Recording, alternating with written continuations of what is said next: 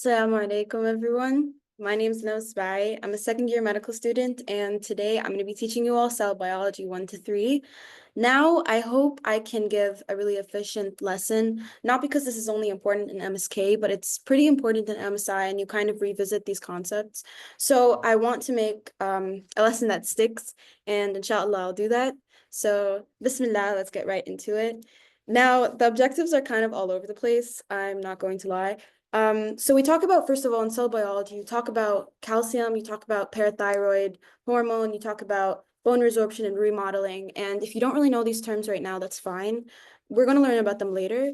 But in cell biology too, it's mostly focused on vitamin D, phosphate, and fibroblast growth factor 23. Again, you don't really have to know these concepts. It's okay. We're going to learn them later. And lastly, it's all clinical. So we're going to go through this one by one together. Okay. So an introduction to all of this, when you get out of cell biology, in reality, we're kind of looking into the bone. And once you zoom out, if we talk about bone, we talk about structure. It's what makes up our, skeletal structure, support for everything in our body. And most importantly, and most relevantly to our lesson today, is a reservoir for calcium. So what we know about bones is that they're made up of calcium, and it's really important in regulation. And we're going to talk more about this later. Another important thing is hematopoietic tissue, and this is just precursors of red blood cells, white blood cells, everything. The medullary cavity that we talked about in foundation, I'm pretty sure. Anyways, to introduce calcium into this lesson, we're gonna talk about calcium in general. So 99% of it is stored in your bones. Only 1% of it is scattered everywhere else in the body. Okay, so the rest is in blood, extracellular fluid, soft tissue. That's in 1%. However, a large amount of it comes from inorganic material called hydroxyapatite or apatite. I don't know, apatite. Anyways.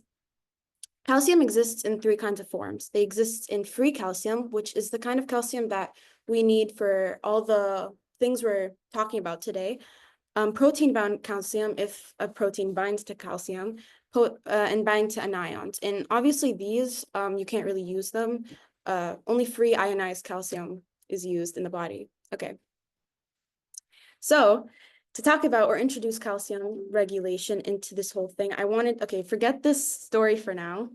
In second year, you're going to be introduced to something called Sketchy, and it's basically where you explain a lesson using a picture. And this is what I wanted to try to do today. Not sure if it's helpful, but I'll explain what I'm actually talking about here. Then I'll try to apply it to this so you can make a connection. Okay? So first of all, calcium regulation. It's important for a lot of things in our body. It's what makes our muscles move. It's used in signaling. It's a signaling molecule. And so it has a lot of importance beyond just being in the bone, okay? So key regulators, and when we mean regulators are like hormones. They kind of get released into your bloodstream, and they bind to certain organs, and they do a certain thing that would regulate calcium. And when I mean regulate, I mean it can either increase or decrease calcium, okay? Now, we're going to be talking about 3 main regulators. Now, there's more, but we're going to talk about those later in specific. The first one is parathyroid hormone. Now, obviously, you might not know all of these, and that's okay. This is just an overview of everything, and you're going to learn as we go throughout the lecture, okay? So parathyroid hormone, mainly it's used to increase calcium. Remember when I said regulation is not only decreasing, it basically keeps calcium in an equilibrium. Too much calcium is bad for you, too little calcium is bad for you. So parathyroid hormone, its main job is to increase calcium in your bloodstream, okay? Vitamin D also helps calcium increase in your plasma, okay?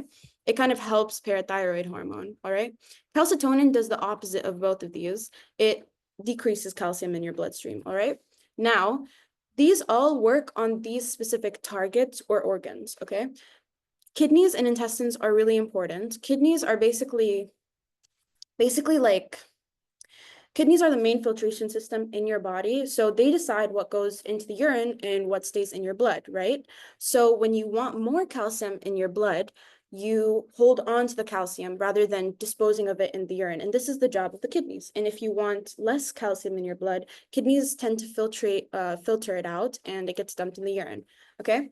Intestines, this is the main absorption center of calcium. So it comes from our diet. Something I didn't mention here and something I wrote over here is that calcium only comes from your diet. Okay. Calcium is stored as hydroxyapatite in the bones, but it's not made in your body. You can't make calcium. It only comes from your diet. Okay. So the intestines are really, really important when it comes to absorbing this calcium. So now let's move on to this little picture that I made here. And I hope that this will later make sense when you get an idea of each of the individual rules of each one of these. Anyways, so to introduce this story, right now we have a kingdom, and it's called King Plasma. This is King Plasma. All of this is basically your bloodstream. And all of these characters that I mentioned before work in order to maintain equilibrium in your kingdom, okay? Now, a super important mineral that your kingdom needs is gold. And in this case, the gold is the calcium, right?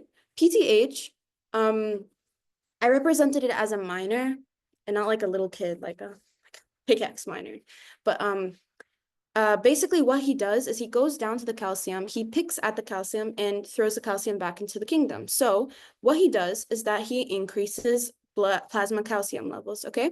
And this is by picking at the reservoir, which over here would be bone, all right? Intestines, I wanted him to be like a guy who works at the market, and like market has to do with food. So he brings in all the gold or calcium through like absorption, okay? Kidneys, I made him like a bouncer, even though there's no bouncers in like the 1600s. But he decides who comes in and out of the kingdom, okay? So if he wants more calcium to come in, he'll let it come in. If he wants less calcium to come in, then he'll stop the calcium from being absorbed into the plasma kingdom, okay? Anyways, vitamin D is a map because vitamin D is more of a tool that multiple hormones use. But also vitamin D helps the intestines absorb calcium. And this is why I tried to show it like a map, because like the market guy uses a map to find the calcium. Anyways, calcitonin, the last one. Calcitonin is kind of like a really calm Zen guy. Like he's like, he doesn't care about earthly belongings. And if you have too much calcium in the kingdom or in your plasma, then he tells the king to stop. Let's calm down. He tells PTH to calm down, and he puts the calcium back into the storage, which is the bones. Now, not too sure how easy that was, but it's okay because you don't have to understand or memorize anything right now. I'm going to go through all of this right now. So bear with me, okay? So first of all, if we're going to be talking about parathyroid hormone, we're going to be talking about the parathyroid gland. Now, the parathyroid gland is basically, it's called para, so it's around or like beside your thyroid. So this is your thyroid in the back, and these tiny little bean-shaped dots are your parathyroid gland, okay? And this is posterior. This isn't anterior. It faces posteriorly. And they are surrounded with a fibrous capsule, okay? And over here, this is a good drawing. I added Dr. Khalid's pictures, but I couldn't really get them. This is the fibrous capsule. And what happens in the fibrous capsule is that it sinks into the parenchyma. Parenchyma is working cells. So the cells that work in the organ, basically, and secrete whatever you need to secrete, okay? Or just function the way they need to function. And they come into the parenchyma and they form little lobules, okay? These are the lobules that he was talking about, because in these pictures, they're not really that obvious. They're kind of scattered all over the place. Anyways, and then there's stroma. Stroma is basically just supporting cells besides the parenchyma, and there's lots of fat cells or adipocytes, and they're like gigantic. And what we know about it is that the more the parathyroid gland works, or if it's hyperactive or hyperfunctioning, the less adipocytes. That makes sense. If you have more parenchyma cells working, then you would have less stromal cells working or supporting them because they proliferate. Okay. Anyways, yeah, and we know that like adipocytes, they're super, super white because when they do the histology slides, it kind of gets washed away during the whole process. Anyways, next. So now we're going to be talking about the parenchyma. We talked about the thyroid, the parathyroid gland in general. Now I'm going to be talking about the parenchyma. Parenchyma basically makes up of two cells. There's chief cells and there's oxyphil cells. Now, chief cells, when we talked about parathyroid hormone, this is the main player in parathyroid hormone. This cell secretes all the parathyroid hormone you need, okay? And a really important fact about it is that it's clear. So it's clear. So if you see these clear cells right over here, these are chief cells, okay, right over here. I tried to circle them. These are oxyphil cells, okay, and this is really important when it comes to identification. Besides that, they're way more numerous than oxyphil cells because unlike oxyphil cells don't secrete parathyroid hormone, so you would assume the oxyphil cells are kind of less in number. Anyways, on to oxyphil cells. Their function is we don't really know because we just don't really know. Anyways, what's more important is the character. Unlike chief cells, while chief cells are like more clear, oxyphil cells are pink or eosinophilic, whatever. It's more pink or red. It stains pink or red. So these would be the oxyphil cells, these tiny ones. And these would be the chief cells. Okay. And something interesting that we know about them is that they increase as we get older. Like they increase in number. And another thing that we know is that they are larger than chief cells. So while chief cells are more numerate, or there's more of them, oxyphil cells are larger. Okay, next. Okay, so we were talking about calcium regulation, and you can talk as much as you want about this, but how does our body know that we have less calcium or more calcium? How does it know that we're hypo or hypercalcemic? Okay, so I introduced to you the calcium sensing receptor. The calcium sensing receptor, it's a GPCR, which is G protein coupled receptor. And G protein coupled receptors, that's like a mouthful. They're like squiggly and they go like through the membrane. And so this is how I wanted to portray it to you so you don't forget. But they are found on a bunch of organs. And remember the target organs we talked about? These are primarily the organs that are involved in sensing this shift in calcium and trying to restore balance, okay? So for the more factual thing, the calcium sensing receptors, calcium binds to it, so it's an agonist. Agonist just means binding to a receptor and activating it, okay? So when calcium binds to this, they're found in like 3 different places, but they're also found on more. I just didn't really go into specifics, but these are the main ones, okay? It's found in the parathyroid gland, it's found in the kidney, and it's found in the bone, specifically in osteoclasts. Now, I know you guys don't know what osteoclasts might be, but that's okay. That's okay. I'm going to introduce that later, so don't worry. But it's found on osteoclasts, basically. And yeah, this is what regulates the calcium in your body. It senses the calcium levels in your plasma and reacts accordingly. We're going to talk about how it reacts soon, okay? But first, we need to talk about parathyroid hormone. We talked about the parathyroid, and now we have to talk about the hormone.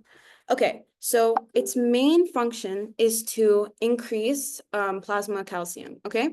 But how does it do that? Now, it does that by a couple of different ways, all right? Now, it increases bone resorption. Now, I know you guys might not know what bone resorption means, but once you continue the lecture, you'll understand later on. But for now, it increases bone resorption. And bone resorption just means that a certain cell is eating at your bone and releasing calcium into your bloodstream. That's basically it. Well, no, that isn't basically it. There's more details, but I'll explain that later. A second thing that it does is it increases calcium reabsorption in the distal tubule. You know how we talked about that there's calcium sensing receptors in the kidneys? So the kidneys are really, really important when it comes to retaining or letting go calcium, okay? And it indirectly increases phosphate absorption. Now, this is for the second lecture, but yeah, we're going to leave that for later. But essentially, its main goal is to increase plasma calcium levels, okay? So what's it called? The calcium sensing receptors, they're found on chief cells. And I'll kind of show it with this instead, this picture. So imagine this is a chief cell, okay? This is the membrane. This is the lining, okay? This is the calcium sensing receptor that we talked about before. So blood, okay, I'll give you 2 situations, okay? You are now hypercalcemic. You have so much calcium in your body, and too much calcium is really bad for you, okay? Just like too little calcium is really bad for you. You need an equilibrium, all right? So since there's so much calcium in your blood, it binds to these sensors, okay? And now these sensors are super tight, and now they send signals. They send signals to do two specific things. But what they do is they activate phospholipase A2, and phospholipase A2 will then activate a whole chain reaction, which is arachidonic acid, and this is a precursor to leukotrienes. Now, leukotrienes is an inflammatory signaling molecule, and you'll learn more about this in second year. You don't really have to know about this right now, but what it does is it stops the release of PTH, and two, degrades the already formed PTH inside of the chief cells, okay? So if you're hypercalcemic, you have too much calcium in your body, this is what it does. It stops the release of PTH, because if you keep on releasing PTH, then your bone is going to keep getting resorbed, okay? And that's really, really bad. Your calcium is going to get higher and higher, okay? And when you degrade the PTH that's already existing, you're just stopping for any PTH to get secreted. That's basically it. Anyways, the second scenario is if you're hypocalcemic, if you don't have enough calcium, okay? Now the calcium is going through the blood and moving around, and you don't have enough calcium to bind to the calcium sensing receptors. What are you going to do? The calcium sensing receptors are now relaxed. You know how I said that this was like super tense, so many things are binding to it? Now this one's relaxed, okay? And it's not activating this chain. It's now doing a whole different thing. Now it's stimulating the release of PTH, because when you have low calcium, you know how I said before, bone resorption can help increase it. And bone resorption is just one of the many things that increase calcium, of course. Okay?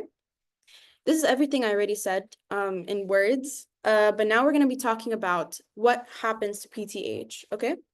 We're going to first go to the bone. That's why this tiny little sticker is here. Okay. Before we talk about the bone, we have to kind of zoom out. And we're talking about parathyroid hormone, we're talking about all these tiny little molecules.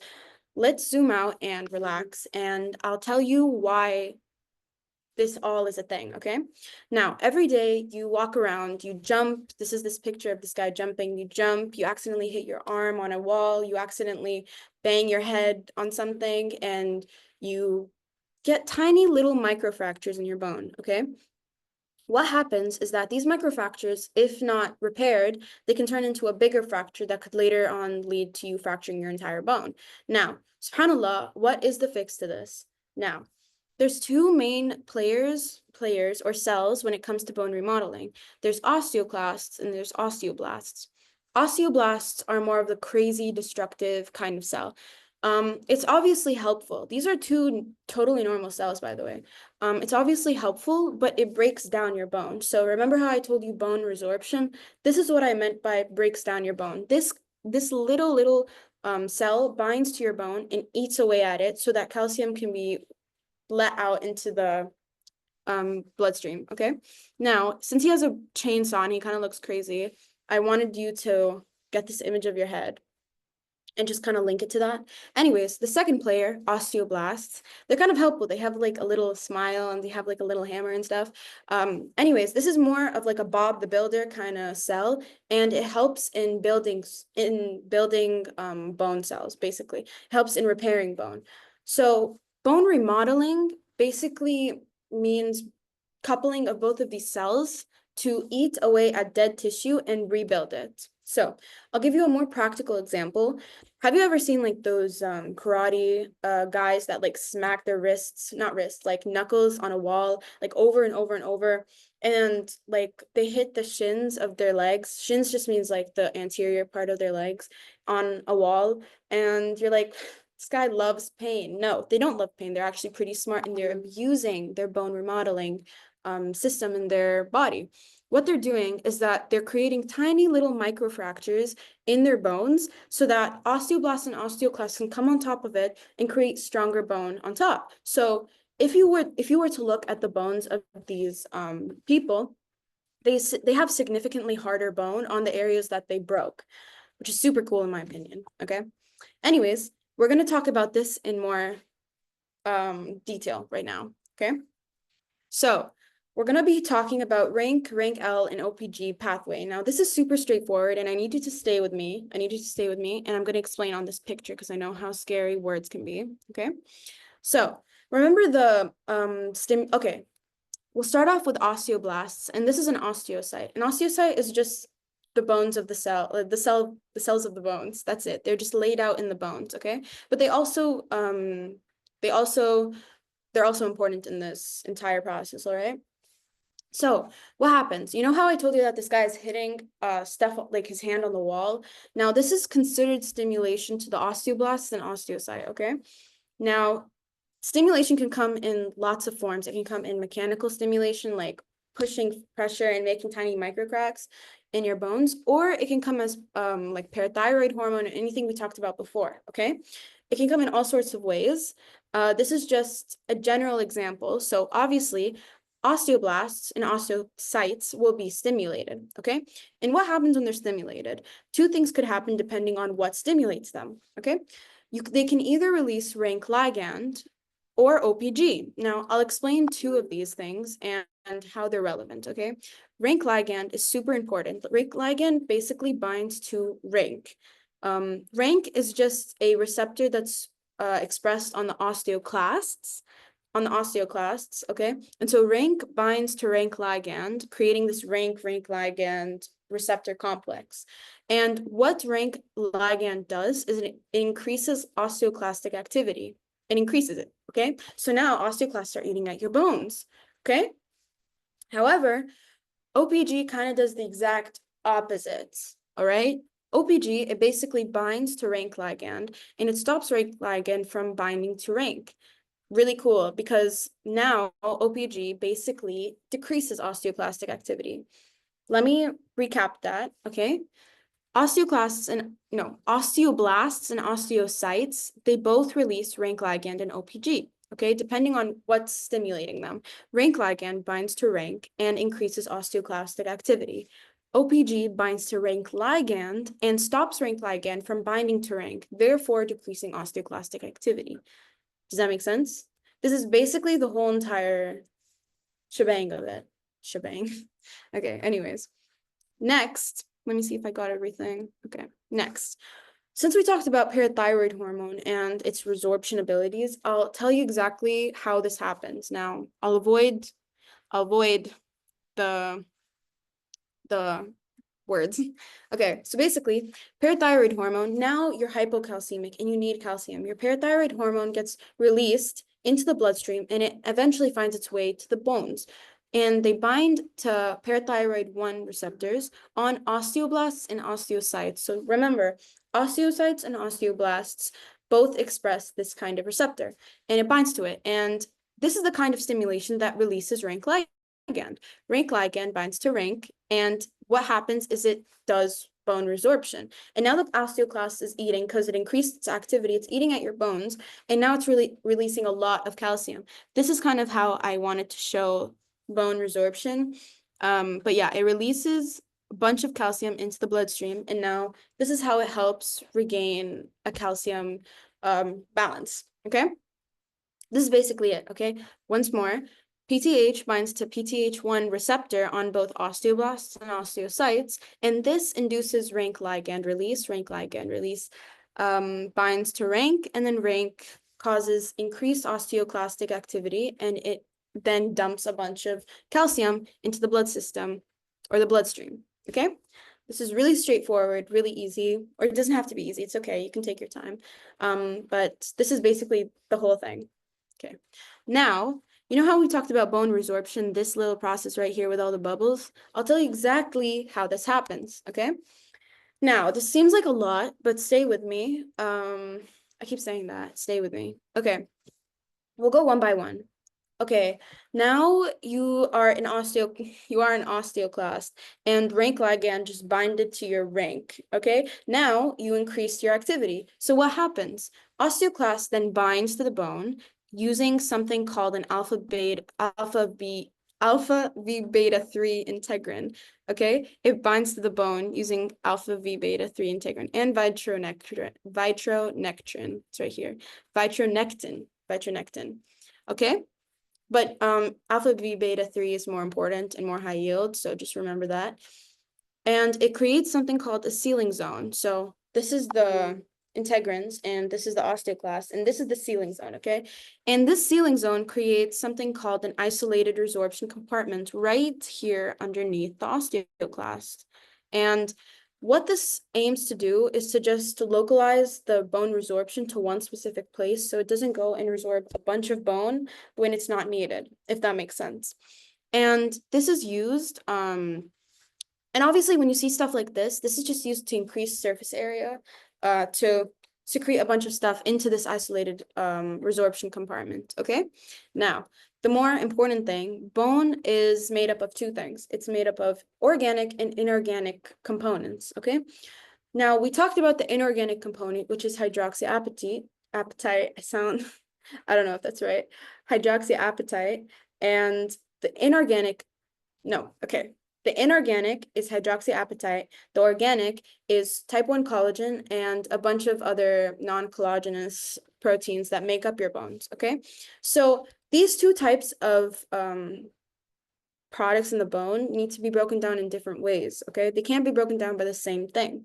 So how do you break one down, or each one down, okay? First, we'll start off with the inorganic, which is hydroxyapatite. So what happens is that inside of your osteoclast, they have carbonic anhydrase. And carbonic anhydrase, it allows for this reaction to happen. And the only point of this interaction is that it can give you hydrogen. Hydrogen is the most important thing over here. It also gives you what's it called, bicarbonate, but bicarbonate gets kicked out, and I'll tell you why in a second. So what happens to degrade organic matrix in the bone, you have to use hydrogen to degrade it, okay? And what happens is that the hydrogen goes from the osteoclast through this ATPase proton pump, and it degrades the inorganic or hydroxyapatite part of the bone. And hydroxyapatite, I mean calcium phosphate, okay?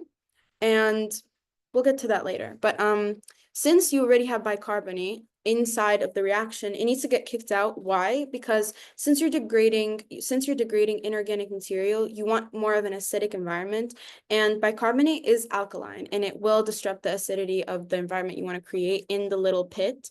So it gets kicked out and it gets swapped out for chloride. So our chloride comes here, here's our chloride channel, and it gets pumped into the pit.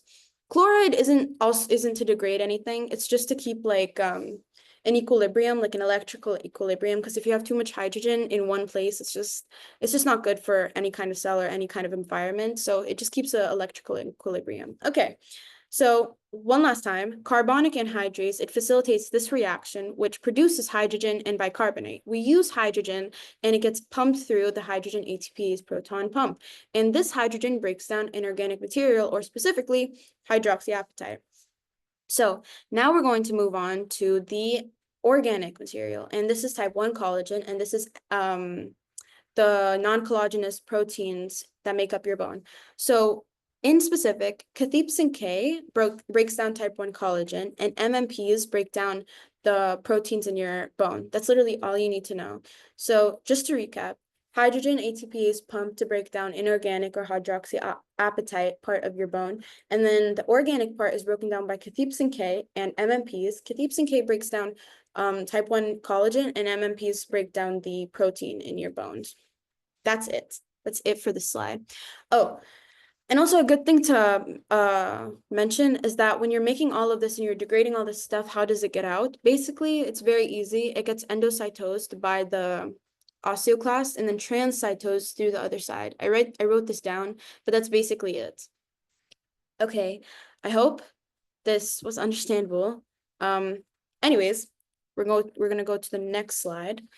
So we talked about PTH on the bone, and we talked about, yeah, we just talked about it on the bone so far. Okay, so now we're going to be talking about PTH on the kidney, parathyroid hormone on the kidney. So once again, you're hypocalcemic.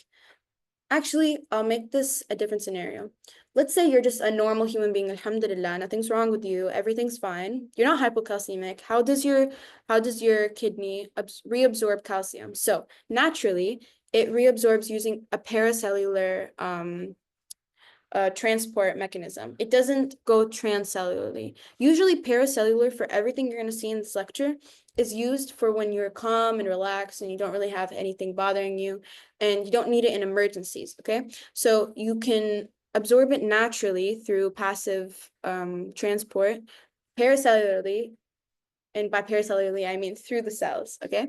So what happens is that PTH, the normal baseline secreted amount, let me explain something one more time. Actually, not more, I didn't even explain this, but naturally, I don't want you to think that parathyroid hormone is just released all the time or only when you have an emergency, but PTH is always secreted at like a baseline amount, and it's for your normal processes to absorb calcium, to do any other thing that PTH is involved in.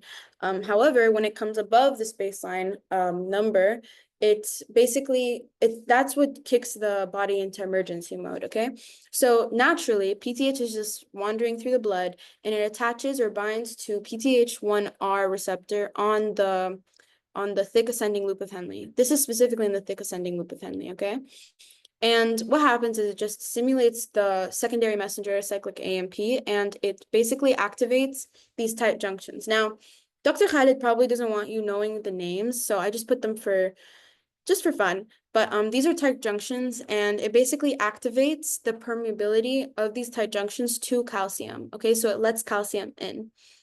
This is Claudin 16 and 19. Not really that specific.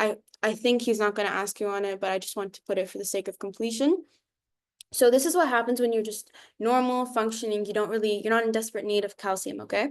But however, when parathyroid hormone acts on the distal convoluted tubule, this is when it activates the transcytosis mechanism, and this is when your body is kind of kicking into emergency mode. You're hypocalcemic, you need the calcium ASAP. So what happens? This is kind of high yield, so please stay with me.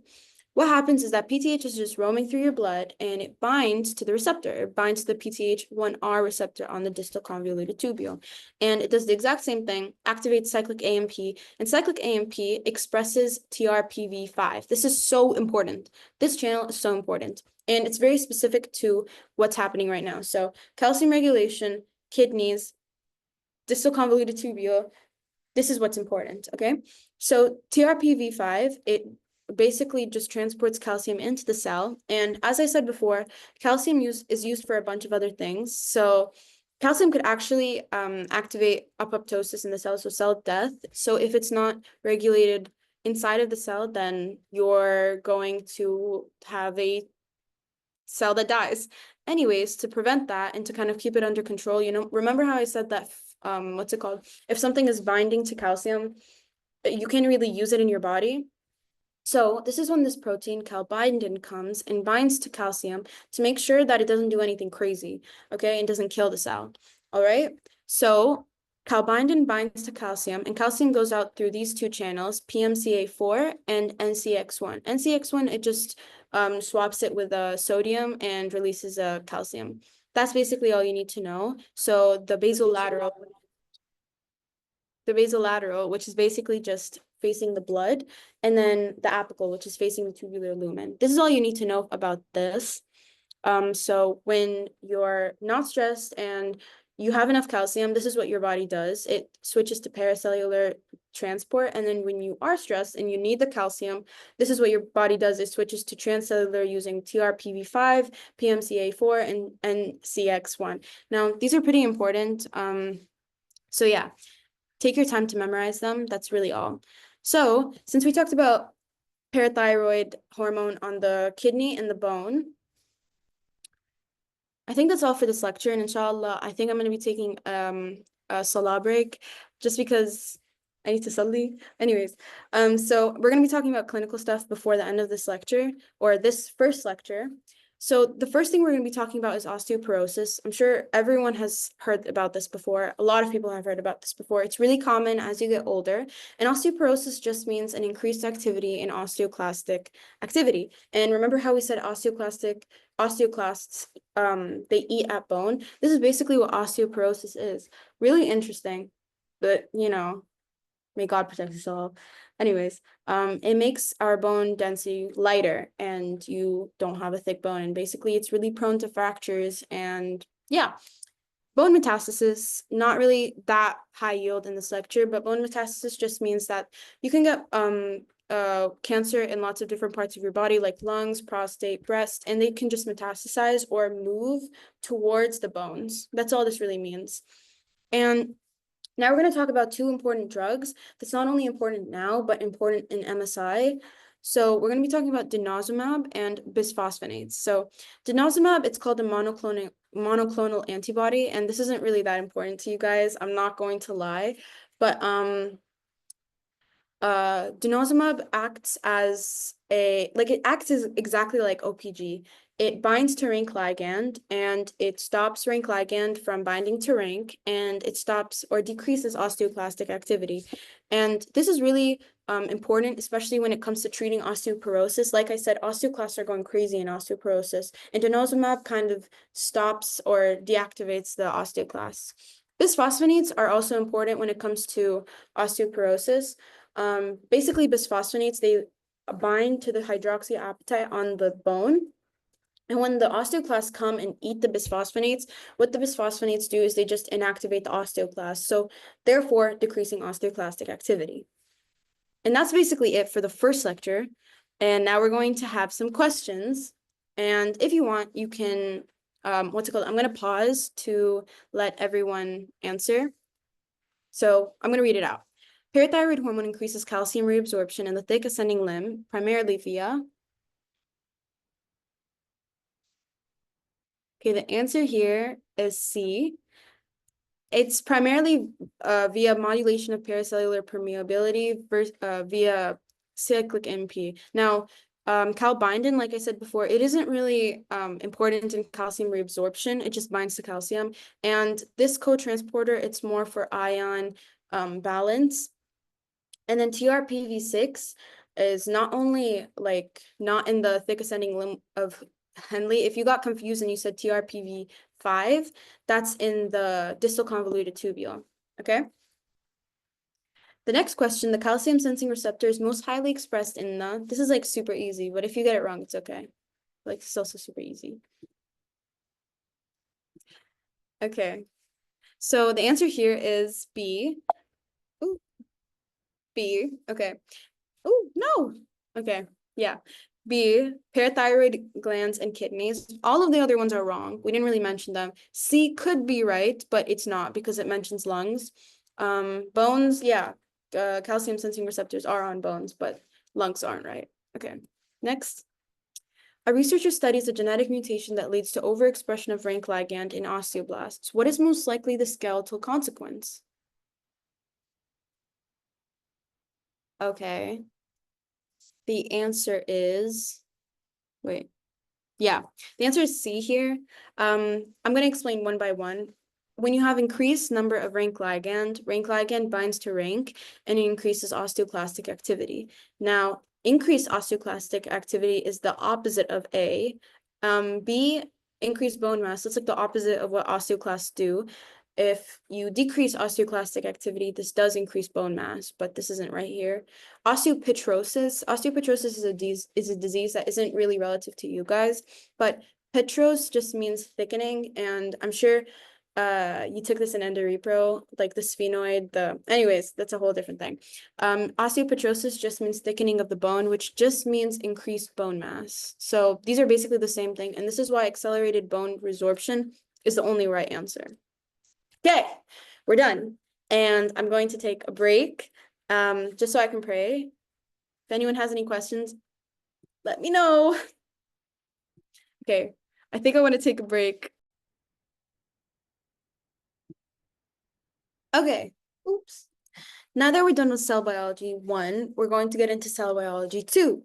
And a really good and important conversation to have before getting into cell biology 2 is vitamin D, because this is what this entire lecture is about, okay? So let me just explain over here. Okay, so provitamin D3. We're going to be talking, okay, no, forget provitamin D3. We're going to be talking about a very specific kind of vitamin D throughout this entire lecture, and it is the active form of vitamin D. Now, you might be asking, what is the active form, or what do you even mean by active form of vitamin D? I'll explain. So, on our skins, we have something called provitamin D3, And the UV lights from the sun, they come and they stimulate the production of a vitamin called vitamin D3, cholecalciferol, okay?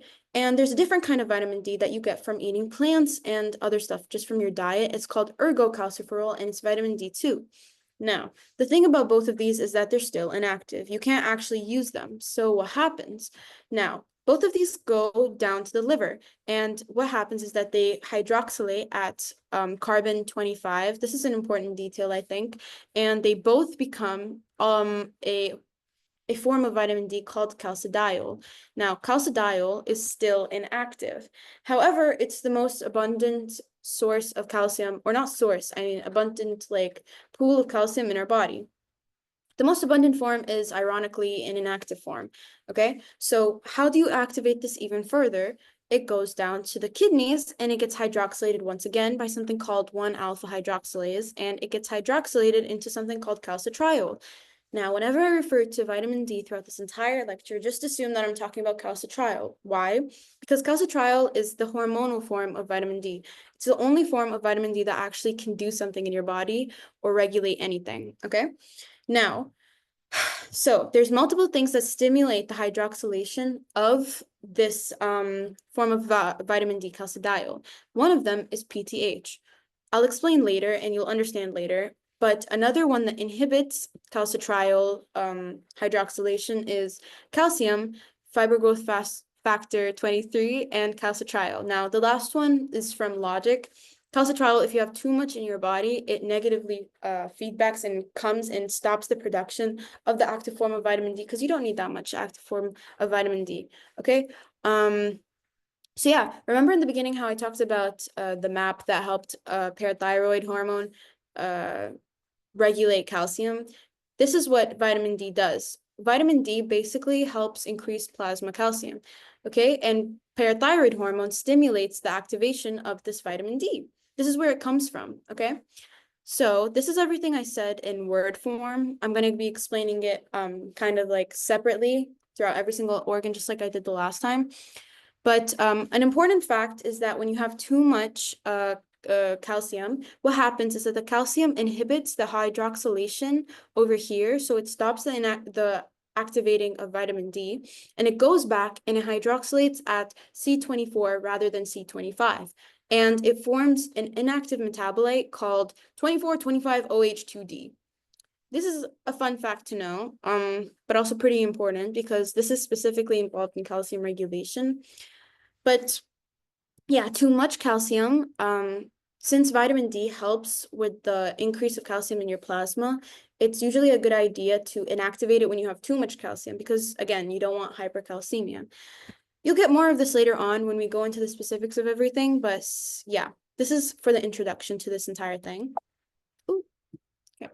So now we're going to be talking about vitamin D and calcium. What does vitamin D do in specific to calcium?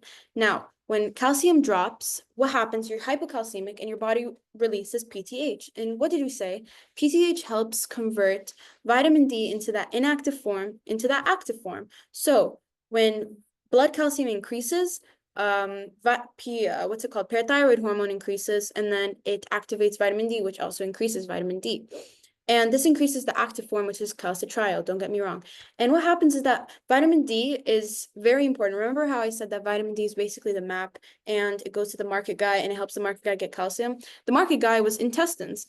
And so what vitamin D does, it's so important when it comes to intestinal absorption. The absorption of calcium from your intestines, okay? And vitamin D, it has a bunch of these receptors, very specific receptors to vitamin D. It's called VDRs. And we'll talk about this more and you'll understand this more, but basically they bind to these VDRs, just like parathyroid hormone binded to parathyroid hormone 1R or PTH1R. Anyways, your body kind of has a system, all right? If you can't get enough calcium through your diet, it's going to try to get calcium from your kidneys. And if it doesn't get enough calcium from your kidneys, it's going to resort to your bones. What you have to understand is that your bones is kind of like a last resort. It means that you're in dire need or you're super hypocalcemic, okay? You can't get enough from your diet and you can't get enough from retaining all the calcium you have from the intestine, from the kidneys. So if we go back to the kidneys, the kidney's job is to activate vitamin D, so calcitriol into calcitriol. This is what it is here. And what we said before is that PTH, the increase of PTH, stimulates this activation. Another thing that we're going to be talking about later, because we're talking about phosphate later, hypophosphatemia. Hypophosphatemia, we'll understand this later. But hypocalcemia, when you don't have enough calcium, it basically just stimulates the increase of parathyroid hormone. So inevitably, it increases calcitriol. And after all of this, it increases plasma calcium, which is the whole point of what we're doing, increasing or regulating calcium. Okay, so now I'm going to be looking over vitamin D and its effect on specific parts of your body. First of all, we're going to go to the intestines, and I'm going to zoom in here, and everything I'm saying here is mentioned in the words. So if you want to revise later from words, or if you're a word person, you can go through that, but I'm a visual person. Okay, so since you're hypocalcemic, your parathyroid hormone is secreting a bunch of parathyroid hormone, your parathyroid gland is secreting a bunch of parathyroid hormone, and now your parathyroid hormone is activating a bunch of vitamin D. Where does the vitamin D go? The vitamin D goes and binds to the VDR in the intestinal epithelium. Now, remember I said VDR is like the receptor? Basically, VDR is called a nucleic receptor. That means it's inside of the cell. And a nucleic receptor basically, it changes transcription factors and regulates transcription factors to express certain things that it wants or needs, okay? So vitamin D, it binds from the blood to the VDR. The VDR then activates TRPV6. This is really important. If you remember, in the kidneys, when regulating calcium, when it came to PTH, it was TRPV5, okay? But now it's TRPV6 in the intestines when it comes to vitamin D and regulating calcium in the intestines, okay? So what happens is that vitamin D binds to this receptor, it activates TRPV6, and it allows for calcium to go through and bind to calbindin.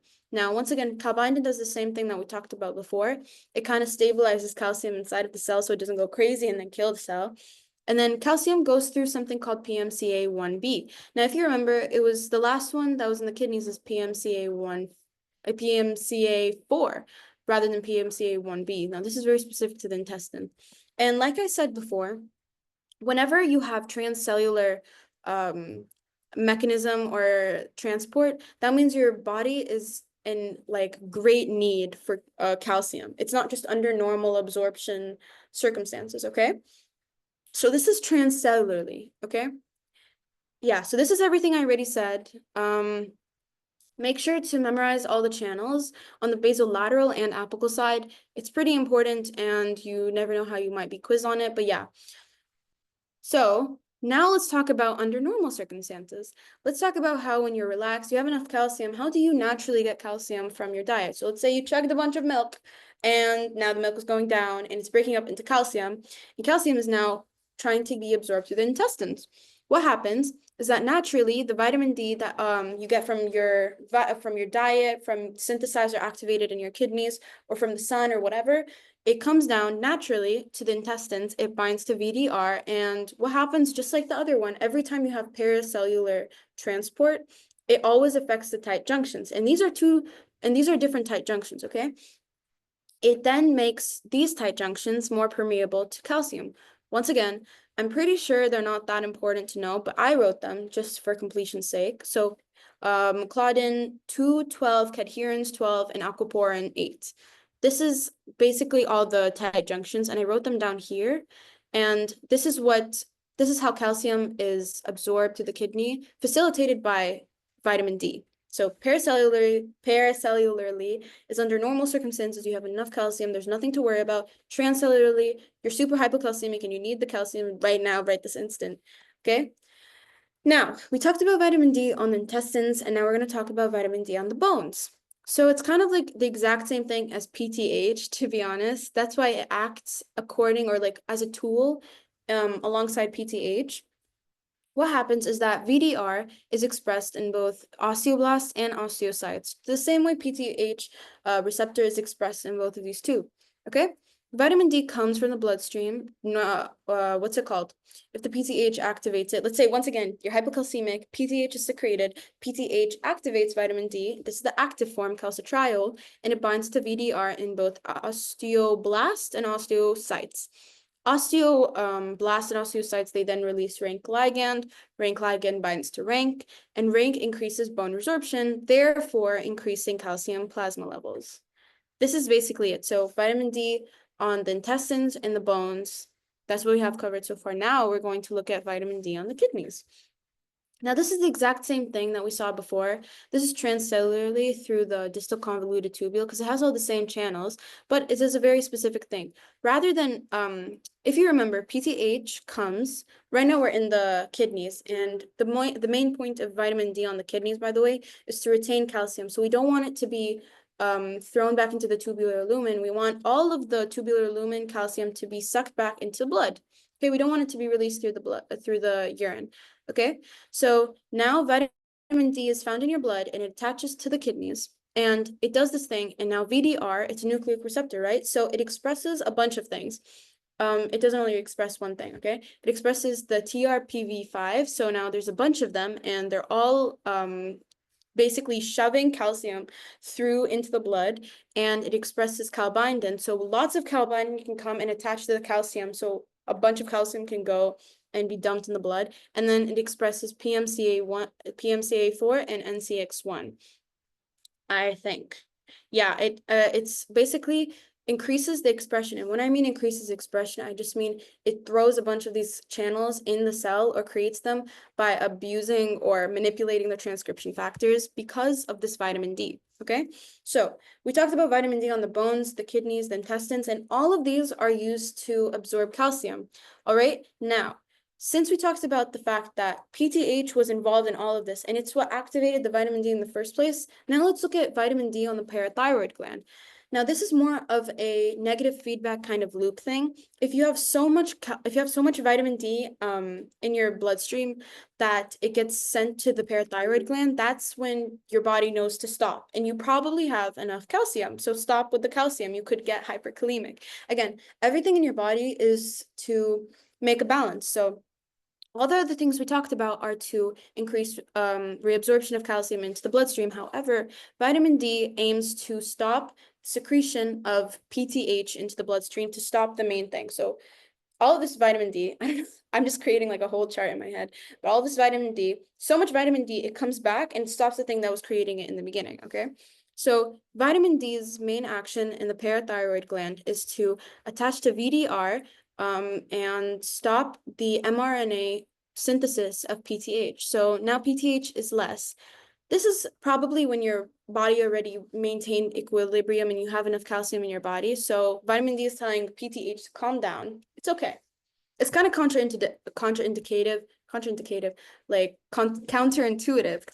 counterintuitive because VDR or vitamin D does all these things to increase plasma calcium. Why would it decrease the production of something that increases it? It's just negative feedback, okay? Lastly, we're going to do a review. I love reviews. Anyways, this is just going to be something quick. And if you paid attention to everything I said, inshallah, you're supposed to kind of get the hang of this and understand the effect of each hormone on each organ, okay? So let's start off. You're now hypocalcemic, like I said before. Hypocalcemia, it goes to the parathyroid glands, and it's now the calcium receptors, it has nothing to bind to, it's relaxed. So it takes it as a warning signal, quickly secrete PTH. So PTH is secreted and it acts on a couple of things. PTH acts on the kidneys to activate vitamin D. Vitamin D goes to the intestines and it increases the absorption of calcium, okay? So now you have increased amount of calcium. Now, let's say you're still hypocalcemic, okay? This isn't really a step process, but this is just how it works. Now, let's say you're hypocalcemic still. So what PTH does is it acts on the kidneys. And now the kidneys are retaining calcium and it's increasing the plasma calcium because it's not letting all the calcium go into the urine, if that makes sense. Anyways, and then, yeah, it increases calcium. And then something that also PTH does is it binds to the osteoclasts on the bones and it increases bone resorption. Now, bone resorption causes osteoclastic activity. Osteoclastic activity then increases blood calcium levels. And all of this goes back. And if you can see the negative sign, it's negative feedback on the parathyroid glands to calm down. We have enough calcium. Everything's good. That is basically everything we just talked about. Okay, now we're going to go into something called calcitonin. Now, calcitonin, I don't think you guys remember the little Zen guy that I talked about here, but he's a little Zen guy. He's kind of like, he doesn't want too much calcitonin. He loves being equal. And so what he does is when there's so much calcium in the body, with the calcium, what's it called? Oh, wait, let me talk about the structure first. I'll talk about the structure. Calcitonin comes from the parafollicular cells in the thyroid gland. So this is the follicular cell that produces thyroxine and all the thyroid hormones. And parafollicular cells mean on the side of or to the side of, are right over here, and they produce calcitonin. And they're also called C cells. I'm guessing because like calcitonin. Anyways, they originate from neural crest cells. Now, this is also important. Maybe it's important. I don't really know. But yeah, so basically the high amount of plasma calcium, it binds to the calcium sensing receptors on the C cells, like we said before, that the calcium sensing receptors, they're everywhere. They're in a lot of places that regulate calcium, but this is a very specific place. And when there's too much calcium in your blood, it binds to the receptors on the C cells, and the C cells basically produce calcitonin, which works in two different ways to decrease plasma calcium levels, okay? Now, calcitonin works on two things. It works on the kidneys and works on the bones. Now, in the kidneys, it increases calcium excretion by inhibition of renal tubular calcium reabsorption. So it basically stops the reabsorption of calcium. It doesn't increase the excretion of calcium. This is a very important thing to keep in mind of. It doesn't increase excretion. It just inhibits reabsorption, okay? I kind of put it like does not increase. Anyways, now, on the bone, it basically just fights with parathyroid hormone. It doesn't actually fight, but it counteracts parathyroid hormone, and it stops the osteoclast from doing a bunch of stuff.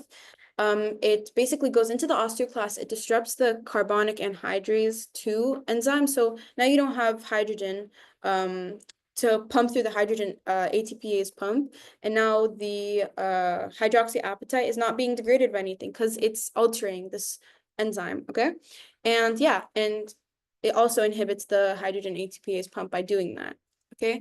And clinically, when you see someone with hypercalcemia, calcitonin is usually used in emergency situations to decrease calcium levels. This is it. Now, on to phosphate. Now, phosphate is one of the many things that are regulated in our body, and I'll explain why. So if you can focus here, phosphate is used for a bunch of different things, by the way. It's not just involved in calcium regulation and bone and whatever, okay? It's used in a bunch of different things. However, when it comes to calcium regulation, it's not that wanted and not that needed, okay? I'll tell you why. Hydroxyapatite, I said this like 100 times before, but hydroxyapatite is made up of two things. It's made up of calcium and phosphate. And when your osteoclasts are picking at the bone, okay, picking at the bone and releasing all this hydroxyapatite into the blood, it releases both phosphate and calcium, all right? Oops. Anyways, it releases both phosphate and calcium. And the problem with phosphate is that it can bind to calcium and make it unusable. So the free ionized calcium that was roaming in the body that does all the things we just talked about, it basically won't be there if too much phosphate is in the blood and can bind to calcium. As I said here, it forms an insoluble complex, and this just basically means that it's unusable. Okay, and to prevent this, there's things that our body does. Now, PTH increases bone resorption, and PTH knows that with bone resorption, it's going to increase phosphate, so it does something else. SubhanAllah, very, very smart. Our God is very intricate and very, very smart when it comes to these things. So PTH doesn't only increase calcium in the blood, but it promotes phosphate excretion. So it acts on the kidneys to excrete the phosphate. I'll tell you this in specific now, but for now, I'll tell you how phosphate is normally absorbed, because aside from calcium regulation, it's really important when it comes to intracellular processes, ATP production, and many other things, okay? Phosphate isn't just something that comes along with calcium. So this is in the intestines. Just like everything else we talked about, paracellularly is when you have enough phosphate in your body. Transcellularly is when you don't have enough phosphate and your body needs it immediately. Now, what happens? Vitamin D actually acts on the intestines to also absorb phosphate, okay? Pretty counterintuitive, to be honest, but it's okay. So vitamin D, the active form, binds to VDR and it expresses sodium phosphate 2B, and it just shunts phosphate to the other side and back into the plasma. Okay, and paracellularly, it goes paracellularly. That's all you really need to know. But this is an important channel, right? So in the kidneys, there's a bunch of different things, and we're going to be talking about this in the next slide, so I want you to stay with me here, okay? Normally, phosphate is channeled through the kidneys through these three channels. So sodium phosphate 2A and 2C and PIT2, okay? And you don't really have to know the specifics, but it's good to know that it shunts one phosphate. By the way, this is just phosphate, don't worry about it. It shunts one phosphate along with 3 sodiums, and the other 2 just shunt one phosphate with 2 sodiums. And all of this then goes to the plasma through XPR1. XPR1, I have like 2 question marks here because we don't really know in specific if this is exactly what shunts it. That's why I thought it was funny but yeah. Anyways, since we're done with all of this, we're going to revisit phosphate in the next slide because now we're talking about fibroblast growth factor 23. Now, fibroblast growth factor, I'll tell you, it's also another thing that's regulated in all the calcium regulation that happens. I'll tell you what happens using this little picture that I've created, okay? So fibroblast growth factor. Okay, I'm just going to say FGF. FGF that's produced by 2 things, osteoblasts and osteocytes. Now, what stimulates this production? It's 2 things. It's a very high increase of phosphate and vitamin D, okay? I'll tell you why the logical way, all right? Now, the logical reason why FGF basically does these 2 things is because FGF, its main purpose is to decrease phosphate and decrease vitamin D, and I think to also decrease PTH.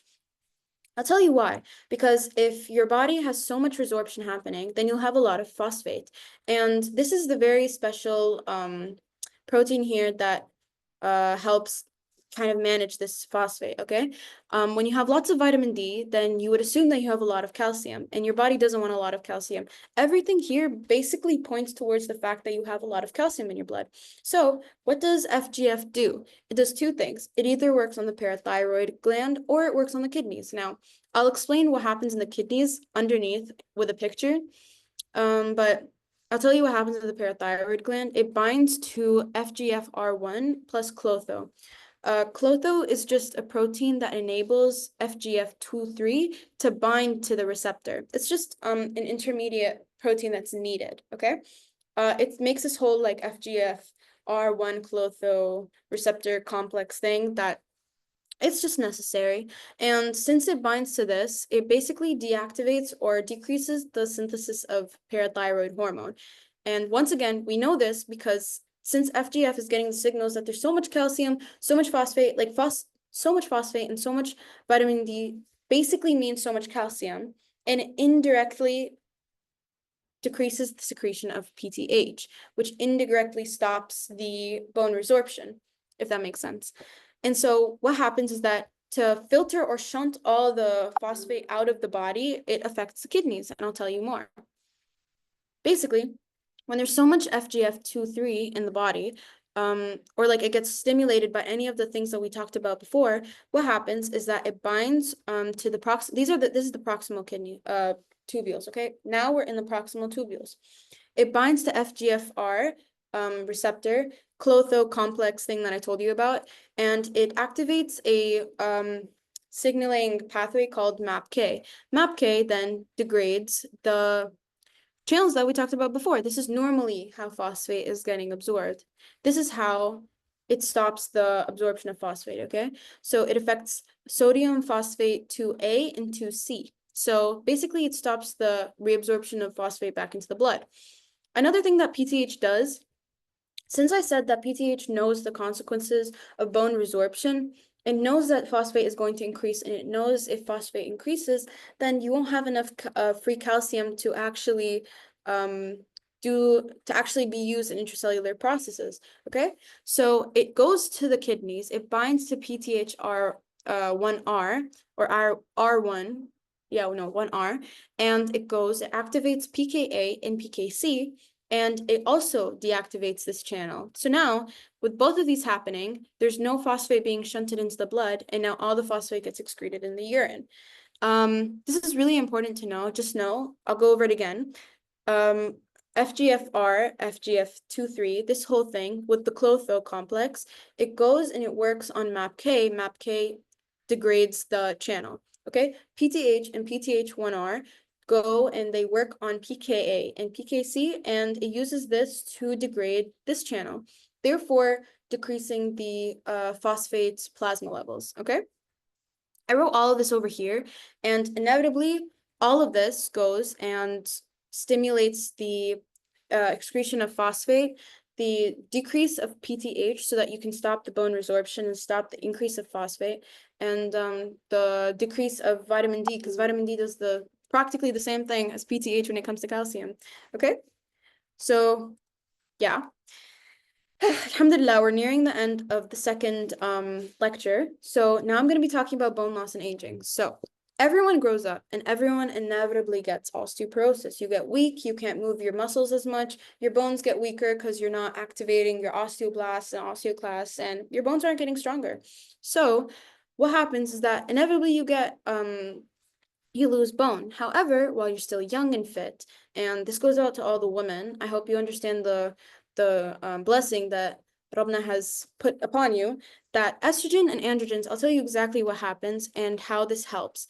Now, a thing about this is that bone loss happens in everyone, but it occurs more in, like, by bone loss, I mean osteoporosis. It occurs more in women just because at some point in our lives, we have postmenopausal period, and this is a sudden decrease of estrogen. You took this in Repro, but I'll tell you why the sudden decrease in estrogen can cause osteoporosis. All right, so with estrogen, what estrogen does is it does two things. It acts on osteoclasts and osteoblasts. What happens is it increases the apoptosis of osteoclasts. So I put this little like axe to his head to symbolize that he's dying, okay? And it shortens the lifespan of osteoclasts. Now, unlike this, it increases the lifespan of osteoblasts and osteocytes, and it basically stops the apoptosis of these. So it makes bones stronger. However, when you have less estrogen, the sudden dip in estrogen and any kind of androgens, obviously you still have a little bit, but you don't have enough to keep up with this, okay? So obviously this can turn into osteoporosis because now your osteoclasts aren't dying and they're eating at your bone, okay? And this is kind of what I said over here, due to estrogen drop over 65. Usually women above 40 or 50 have osteoporosis, okay? This is all about this. Really simple, really straightforward. I love this skeleton. I put it here for some reason. Okay, lastly, we got to the clinical stuff. Now, this is really straightforward. I want you to keep up with me because we're almost done. We're going to be talking about rickets right now. Rickets, it's basically just the hypomineralization in children. Hypomineralization, I mean vitamin D specifically. So it's vitamin D deficiency in children. Why? Because children, their epiphyseal plates didn't close yet. So they have a bunch of like way or leeway to like disrupt their bone growth, and it can grow really awkwardly, and that's why it grew really awkwardly. That's why he kind of had like his legs that are shaped like this. Anyways, it leads to soft and weak bones because something's wrong with the vitamin D absorption because they don't have enough vitamin D. Anyways, osteomalacia is basically vitamin D deficiency or rickets in adults. And this is more seen in like Asia and Middle East. Obviously, with Middle East, most of us have like the hijab on, and like we can't absorb as much vitamin D as possible. By the way, vitamin D, really interestingly, is only absorbed through like long bones, so like the femur, the humerus. It's not absorbed through every inch of skin. You can't release this much of skin and then just assume that you're gonna have enough vitamin D to supply you for the rest of your life. That's wrong. No. Anyways, this is just stuff you can read over, to be honest. Really straightforward. Hypocalcemia, it's just not enough PTH in your blood, so not enough bone resorption, so not enough calcium. And then vitamin D or calcium deficiency. Obviously, if you have a calcium deficiency, you'll have hypocalcemia. Hypercalcemia, too much calcium. And then primary hyperparathyroidism is basically just when you have an adenoma in the parathyroid gland, and there's too much PTH being released, and it does all the things that it's supposed to do, but in a big amount. This is basically for the clinical stuff, not too important to be honest, but we will use some of these later on. Okay, we're done with cell biology 2, and now we're going to do some questions. I'm going to read it out, and I'm going to give you a second to answer. Okay, which of the following would be expected in a patient with chronic renal failure?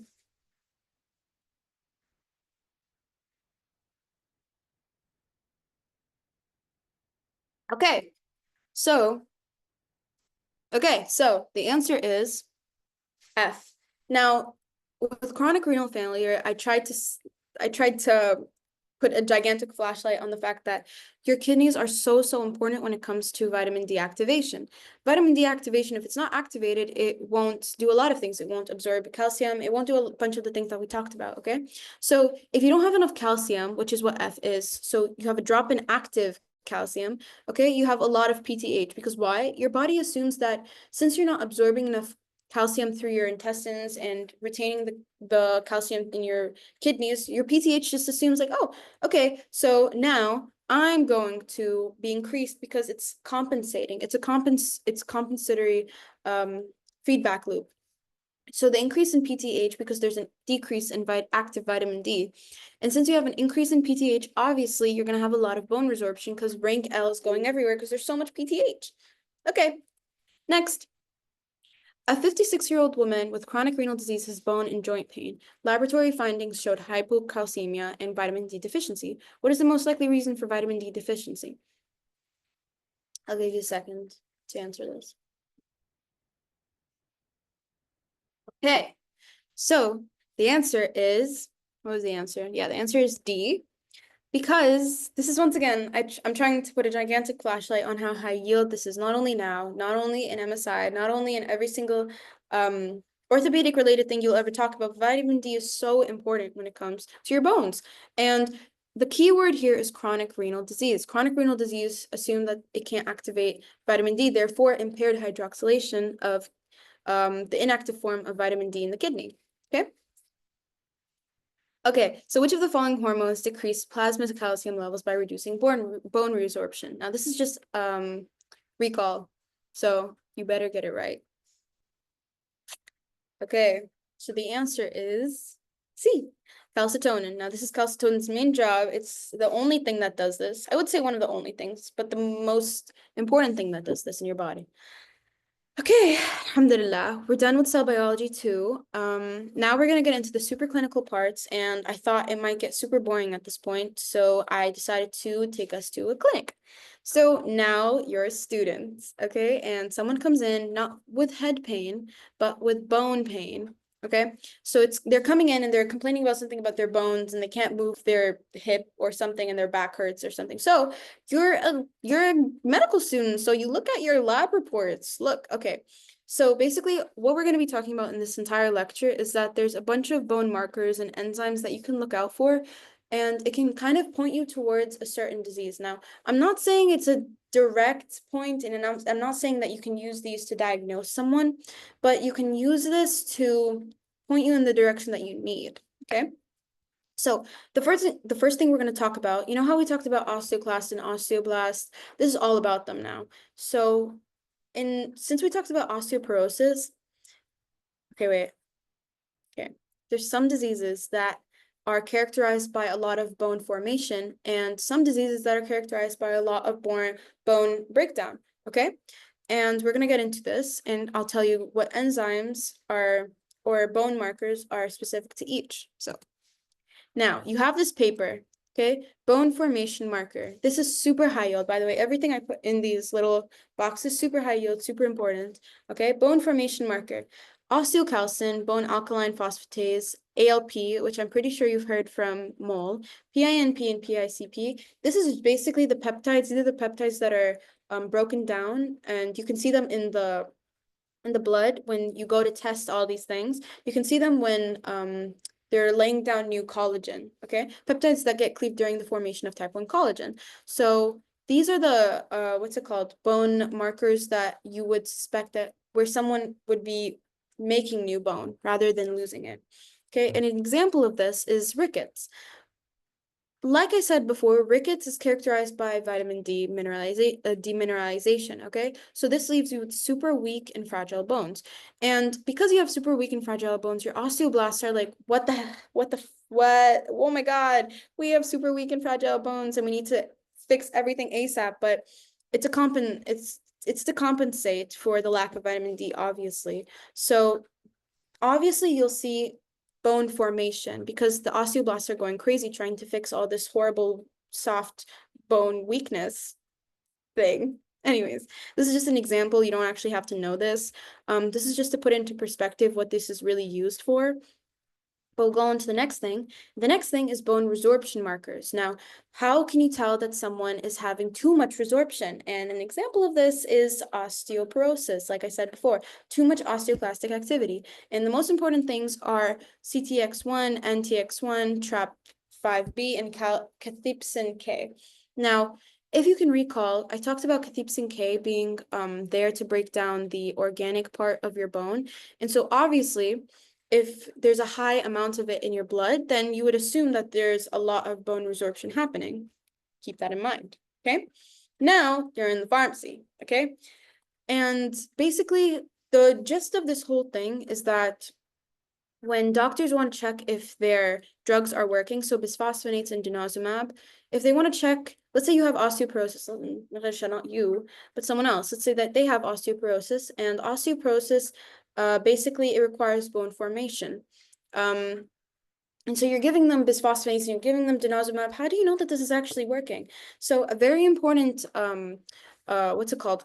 Key marker in anti-resorptive, so basically formation therapy. So when you want to treat osteoporosis, is PINP. This is the most important thing you're going to have to know from this, and this is why I made it big and then bolded it and then made it super humongous. So PINP is the key marker to evaluate anti-resorptive therapy.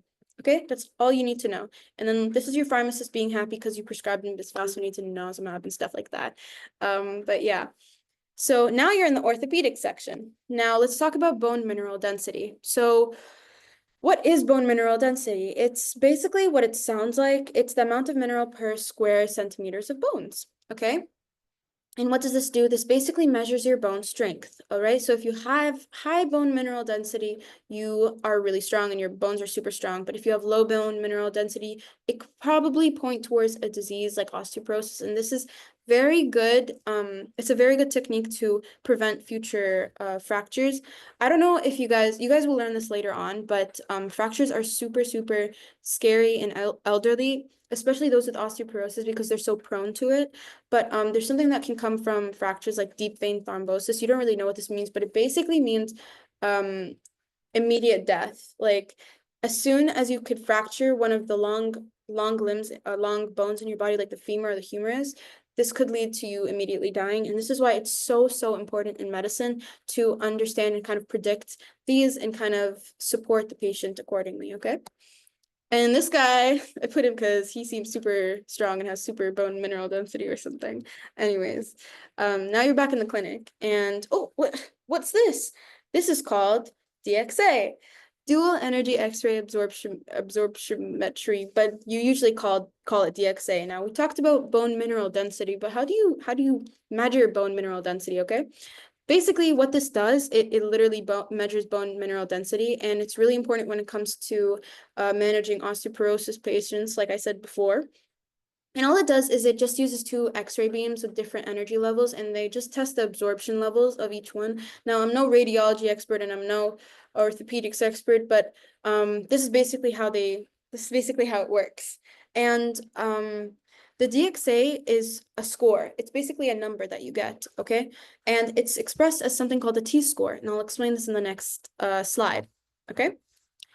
Now, DXA scores, there's T-scores and there's Z-scores. Now, for anyone who didn't take statistics, which is most people here, I'll explain what these mean. T-scores, not only when it comes to DXA scores, but in general in medicine, T-scores are when you're comparing someone to the peak health or the peak version of someone else. So let's say you compare me to a young adult at my age. No, you compare, let's say that I'm going through a DXA, I get my DXA score. T-score means that they're comparing me to someone who is a young adult, and let's say that their DXA score is a number, and this number means that this is what's normal for most young adults, okay, just like me. However, Z-score is if you're comparing me to someone that has the same age, same height, same sex, same everything as me, and this is the difference between these scores. T-score is more reliable, not because Z-score is unreliable, but just because your doctors want to compare you to the best out there. They want to make you the best out there. So they choose to compare you to T-scores. I'll read this over. Compares the individual's bone density with the average peak bone density of a healthy young adult of the same sex. And then Z-score compares the patient's bone density to what is typically expected for someone the same everything. So age, sex, height, weight, whatever. So this is so high yield, and I wish I had like a gigantic stamp that said high yield and super important, but T-scores, you're 100% going to get a question on this, so focus with me here. Now, when you get back your DXA score, you get back your T-score, and this T-score means something, all right? So think with me here, -1 and above, so -1 to 0 to 1 to 2, this just means you have normal bone density, okay? -1 to -2.5 means that you have osteopenia. Osteopenia just means loss of bone, so it's not as bad as osteoporosis, but it's not as good as having a normal bone density measure. Okay, now this is so important. They're probably going to bring you this, and they always bring us this. -2.5 or less is considered osteoporosis, okay? Just osteoporosis, all right? So lastly, let's recap. They use T-scores, and the T-scores give you numbers. The numbers mean something. -0.1 and above means normal. -0.1 to -2.5 is osteopenia. -2.5 and less is osteoporosis. All right, perfect. Now we're in the radiology clinic or place. Anyways, we're going to be talking about some ways to image your bones, which is super cool. Quantitative computed tomography, and computed tomography is a CT scan, okay? And this basically uses radiation to get an exact image of your bones. And this is a 3D measurement. I'll show you the 3D measurement. This is what it looks like. So cool. SubhanAllah. Anyways, now it analyzes your trabecular, which is over here inside, and then your cortical thickness and whatever. And there's another kind of QCT that measures all the other stuff, like the thickness, the separation, the porosity of each one of this, and this is called peripheral QCT. Now, the most important thing about this whole thing is that it uses radiation to get, to get images of your bones, and it uses 3D, and it separately analyzes trabecular and cortical bone. That's all you need to know. Next, we're gonna, okay, this, Dr. Khalid put a gigantic slide, and he was talking about like AI or something, and I just thought it would be funny. I thought it would be helpful. I'm not gonna lie, thought it'd be helpful. But yeah, AI is someday going to make this all easier on us. They're gonna count the numbers, they're gonna do the math, and yeah, this is basically what this means. Yeah.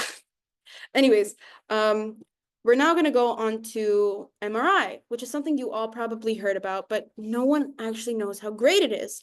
Okay, magnetic resonance imaging. Magnetic resonance imaging is so cool because it's non-ionizing. And what does this mean? This basically means that it doesn't use radiation. It doesn't use radiation. It uses magnetic waves to get precise images of bone faster. And the greatest thing about this is that we don't want to expose our patients to too much radiation. Radiation can affect so many things. It's so dangerous. And so to limit this, they use MRIs, and they just get high resolution pictures of bone super fast. This is basically all about MRI. Okay, now PET scans or scintigraphy or whatever. Anyways, you're given an intravenous injection of a radioisotope. And this radioisotope basically binds to certain phases of your bone, all right, or mineral phases, okay? And anything that's not bound gets cleared out in the urine, obviously. But how does this help in diagnosis? I'll show you this picture. So this is a picture of osteomalacia. And what we talked about osteomalacia, it's like the adult version of rickets. So it causes weak bones. And as you can see here, they're lighting up hotspots in places or bones that carry pressure. So your ribs and your pelvis and your knees, all of these carry pressure, and this is where the osteoblasts are trying to work the most. And this is why they lit up on the PET scan, okay? And then here, this is Paget's disease. Now, you don't really know Paget's disease, but you're going to know it in MSI. You're going to know all of this in MSI. But Paget's disease is basically the thickening of bone. And over here, you can see that Paget's, it's kind of thick at the lumbar spine. It's especially in the lumbar spine. It's kind of like, and the shoulder. But yeah, this is just what it means, that it's a thickening in the bone, and there's probably osteoblastic formations over there. Okay. Last but not least, or actually, no, this isn't last but not least, but this is bone morphometry. Basically, what they do is they take a bone biopsy at your iliac crest, okay? And they test for two things. This is static or dynamic. Now, static means stop. It means calm down. It means let's look at what's happening. So static is basically you looking at the physical parts of this bone biopsy, okay? You're looking at the thickness, you're looking at the stroma, you're looking at everything around it, okay? Dynamic is, it measures a bunch of other things. Oh, this is supposed to be dynamic. This is wrong, okay? This is wrong. This is supposed to be dynamic. There's two kinds. I'll fix this later in the PowerPoint, but this is dynamic. Okay, so dynamic. Oh, okay, I can write this. Hold on. How do I do this? No, wrong thing. Dynamic. Okay, this is gonna have to do for now. Okay, so dynamic basically tests the mineral opposition rate. Dynamic means moving. So it tests stuff that moves. So mineral opposition, bone formation, mineral surface. Okay, so this is the difference between this, and this is like, I'll recap, maybe I lost you. Static histomorphometry, basically it's how it looks rather than how fast it's forming or resorbing. And dynamic histomorphometry is basically how fast it's forming or resorbing. That's it. Ooh, how do I get out of here? Okay, so lastly, osteomalacia. This just means, it's just showing you, ooh, how do I remove this?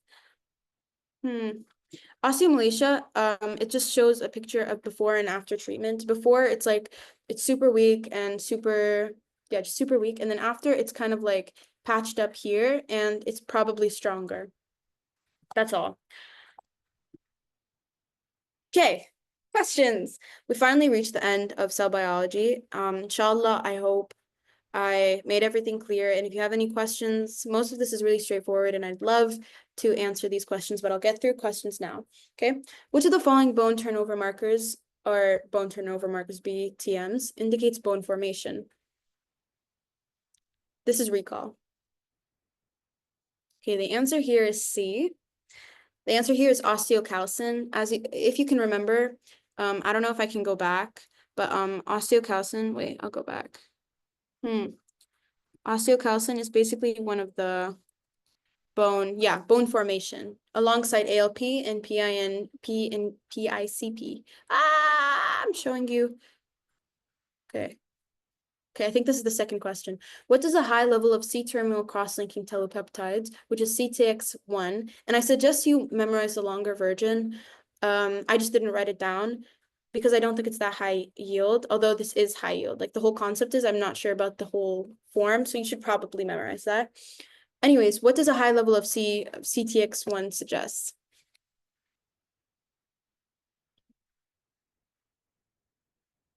Okay, the answer is increased bone resorption. So the answer is B. And CTX1 just indicates alongside cathepsin K and I think NTX1 and something else. But let's revise this slide right here so you can remember. Yeah, here. Okay. Yeah, CTX1, NTX1, TRAP5B, and cathepsin K. Oh, yeah, okay. Okay. Ah! You didn't see that. You didn't see that. Anyways. Okay, bone mineral density is a measurement by DXA gives an estimate of, you already kind of saw the answer, but whatever, it's okay. Okay, the answer is areal density, just because the rest of them don't really make sense and don't point towards bone density, which is what bone mineral density does measure. Okay. Lastly, I think this is the last question. No, it's not the last question. Oh, I skipped one. Okay, we already solved this. Okay, a 68-year-old woman undergoes DXA scan. Her T-score is negative 2.8. What is likely her diagnosis? This is something I stressed on, and we'll go back to that slide just so I make sure it's so important. It's going to come as a question. I'm like 100% sure, because the answer is osteoporosis. And let me go back to the slide so it's kind of shoved into your brain. I don't want anyone forgetting this. Okay, T-scores. Okay. Boom. Okay, I think we're done. Okay, alhamdulillah. We're done. Yay. Thank you so much for coming through this lesson with me. Scan for feedback. Tell me if this is all great, and text me, or don't call me, actually, I'm joking, don't call me. Text me if you have any questions, any and all questions, and pat yourself on the back, because now you're done with 3 lectures. Boom, mic drop. Okay. Thank you so much. Goodbye. Thank you, Dr.